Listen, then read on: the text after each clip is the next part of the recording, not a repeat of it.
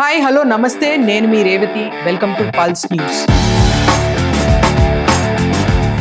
నాతో ఈరోజు ఒక very strong lady and also the national spokesperson of TDP professor Jyotsna గారు ఉన్నారు. You been with the party during their low times. TDP కోసం బాగానే పోరాడారు కదా, ఇంకా spokes పర్సన్గానే ఎందుకుంటారు?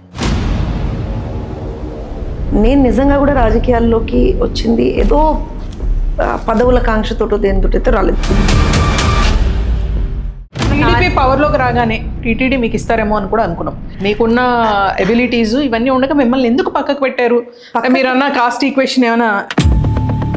Boss is always correct and boss knows better. ఈరోజు 6 గ్యారంటీలు అని వచ్చిన రేవంత్ రెడ్డి ఏం చేస్తున్నారని, అంటే if you have to put it in a small sentence. Diversion politics అనేవి I think Revanth Reddy has learned it from Jaganmohan Reddy అనిపించింది. ఒరిజినల్ కాంగ్రెస్ వాడు ఎవరు కూడా రేవంత్ రెడ్డికి సపోర్ట్ చేయడు. లెట్ దెమ్ ఇప్పుడు నన్ను ట్రోల్ చేసుకుంటే ట్రోల్ చేసుకోమన్నాడు, నష్టమేం లేదు. I'm not happy with what is going on in the state right now. I'm not happy. KCR ఏం చేశాడో ఇవాళ రేవంత్ రెడ్డి అదే చేస్తున్నాడు. ఏం డిఫరెన్స్ చేస్తున్నాడు Revanth Reddy? Then why am I worried about Congress rule in Telangana is couple of things. నాకు ఇవాళ కావాల్సింది విగ్రహ రాజకీయాలు కాదు. నువ్వు రాజీవ్ గాంధీ విగ్రహం పెడతావా, తెలంగాణ తల్లి విగ్రహాన్ని మారుస్తావా? What nonsense all this? మీరు చాలా ఓపెన్గా 56 మంది పిల్లలు చచ్చిపోతే మీ బాధ్యత ఏంటి అని అడిగారు.